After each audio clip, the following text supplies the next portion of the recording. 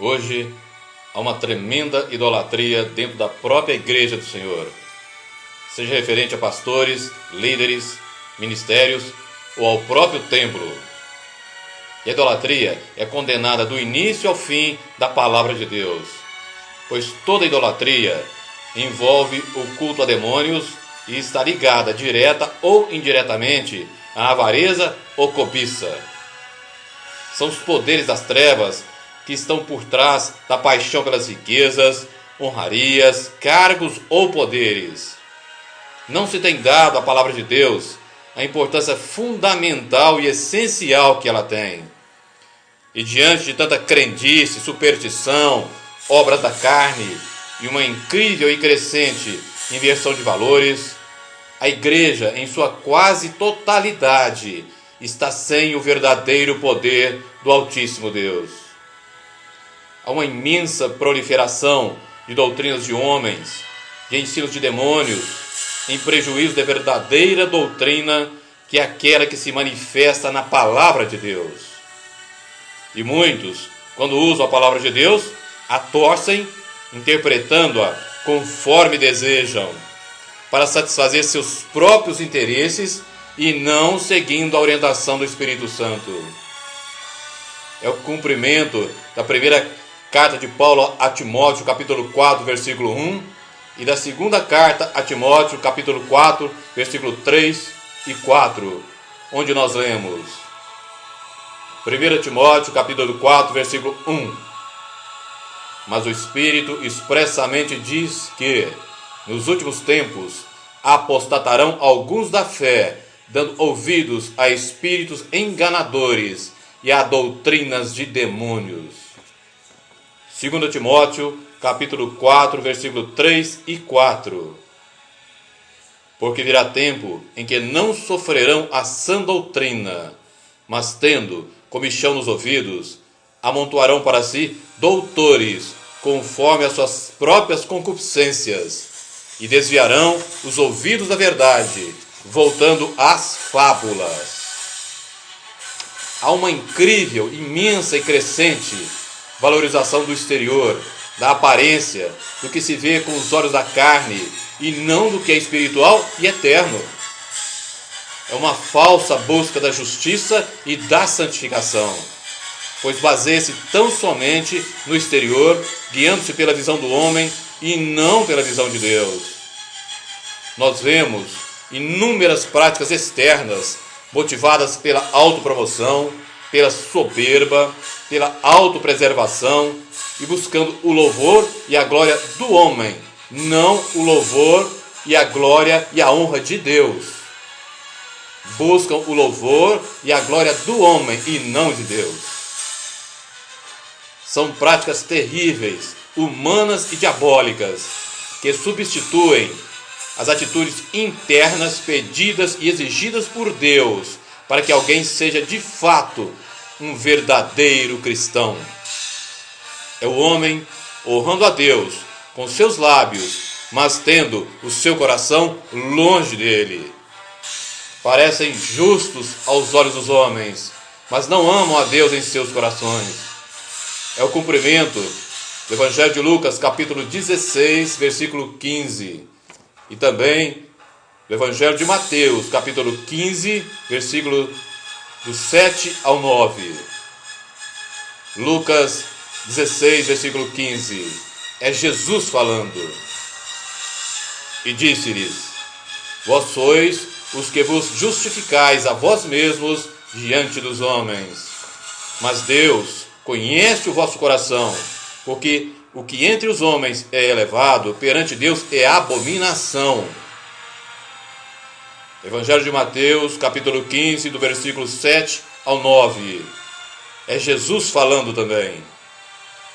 Hipócritas, bem profetizou Isaías a vosso respeito, dizendo: Este povo honra-me com seus lábios, mas o seu coração está longe de mim. Mas em vão me adoram, ensinando doutrinas que são preceitos dos homens. É a terrível inversão de valores do legalismo cristão. Legalismo não é puramente a existência de regras, leis ou regulamentos no meio cristão. Ao contrário, ele tem a ver com os motivos pelos quais aquele que se diz cristão observa a vontade de Deus expressa em sua palavra. Qualquer motivo para se cumprir mandamentos, regras, leis expressos na palavra de Deus, que não nasça de uma fé viva em Jesus, do poder renovador do Espírito Santo e da vontade sincera de obedecer a Deus em amor, é legalismo. E Deus não aceita. O correspondente bíblico do legalismo cristão de hoje é a justiça dos escribas e fariseus. E no Evangelho de Mateus, capítulo 5, versículo 20, Jesus advertiu que se a justiça dos seus não excedesse a dos escribas e fariseus, eles não entrariam no reino dos céus. O Novo Testamento nos dá leis, mandamentos, regras, princípios para obedecermos em amor, segundo uma fé viva em Jesus e o poder do Espírito Santo.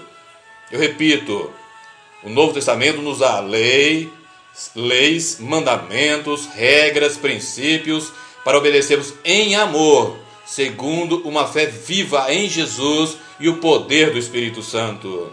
E são leis que vêm dar ao cristão a verdadeira liberdade dos filhos de Deus, que começa quando verdadeiramente se une a Cristo e recebe o Espírito Santo. Pois, como nos diz a segunda carta de Paulo aos Coríntios, capítulo 3, versículo 17, onde o Espírito do Senhor está, a liberdade. 2 Coríntios 3, 17, onde o Espírito do Senhor está, a liberdade. Tem se valorizado tremendamente mais as bênçãos e promessas de Deus do que a sua presença e poder. O que Deus pode fazer atualmente tem tido mais valor que a sua própria pessoa, o que é talvez a pior de todas as idolatrias. Na imensa maioria dos grandes ministérios de hoje, presenciamos vendas e financiamentos de favores do Senhor. Há uma verdadeira cobiça pelo que o Senhor pode fazer. Ele é apresentado como se fosse o dono de um imenso supermercado, onde aqueles que até vão podem comprar o que ele tem a oferecer em suas prateleiras de bênçãos e favores. Colocam Deus como alguém que aceita suborno ou gratificação, maior ou menor, de acordo com o que se pede. Estão usando o poder e o nome do Senhor para benefício próprio, para autopromoção. Estão sendo inimigos da cruz de Cristo e têm como Deus o ventre, conforme nos fala a carta aos Filipenses, capítulo 3, versículos 18 e 19, onde nós lemos: porque muitos há, dos quais muitas vezes vos disse, e agora também digo, chorando, que são inimigos da cruz de Cristo. O fim deles é a perdição, o Deus deles é o ventre, e a glória deles é para a confusão deles mesmos, que só pensam nas coisas terrenas. São também o que Paulo declara na segunda carta aos Coríntios, capítulo 11, versículo 13, onde nós lemos que eles são obreiros fraudulentos, que se transfiguram em apóstolos de Cristo. Pois, na verdade, estão servindo a Satanás e o seu império. A esmagadora maioria das igrejas que se dizem cristãs atualmente são igrejas voltadas somente para a realidade material e não espiritual, mesmo que preguem verdades espirituais. Seus pastores temem ao homem e não a Deus, querem agradar ao homem e não a Deus. Seus pastores não têm coragem de viver na dependência do Espírito, seguindo a orientação tão somente dele, do Espírito Santo. E essa dependência do Espírito Santo é a primeira e maior característica de uma igreja para que ela seja de fato espiritual e, portanto, realmente cristã. Os valores, as realidades que o Senhor deixou para a sua igreja são eternos e espirituais. Os valores, as realidades que o Senhor deixou para a sua igreja são eternos e espirituais. Muitos pastores chegam à loucura de determinar sobre o que o Senhor deve ou não fazer. É a estúpida inversão de valores de querer ter Deus como empregado e como servo. A sabedoria deles diz: Deus tem que fazer, Ele tem que me agradar. Para eles, Deus é alguma coisa a mais, e não o único Senhor e Deus, que deve ser respeitado, temido, amado e adorado, como as Sagradas Escrituras nos ensinam. Diante de tanta idolatria, temor do homem, inversão de valores, que tem imperado na maioria das igrejas, nós vemos o altar pregando uma mensagem que não vive, os membros escutando, mas não acolhendo no coração, o ministério de louvor ministrando hinos sem unção, cantando, mas não adorando. É o culto hipócrita que não sobe até Deus. Quem o recebe são os principados e potestades do reino das trevas. É isso mesmo que você escutou. Quem recebe esse tipo de culto são os principados e potestades do reino das trevas. Realmente, a igreja tem se esquecido do temor a Deus. E é o temor a Deus que nos revela os maravilhosos tesouros da salvação, do conhecimento e da sabedoria. E é Ele também o fundamento da obediência ao Altíssimo Deus. Sem Ele, instala-se a desobediência e a rebelião, que passam a ser consideradas normais. E a igreja não será recebida na presença de Deus com tal atitude de desrespeito. Ela não será recebida na presença de Deus com tal atitude de desrespeito. O temor do Senhor é uma das manifestações do Espírito Santo, conforme nós lemos no livro do profeta Isaías, capítulo 11, versículo 2. O temor do Senhor não é entendido pela mente, mas o Espírito Santo o grava em nossos corações quando o buscamos sinceramente. O temor do Senhor não é entendido pela mente, mas o Espírito Santo grava em nossos corações quando buscamos sinceramente. Guarde isso no seu coração. Igreja não é clube social, e muito menos um negócio do Senhor.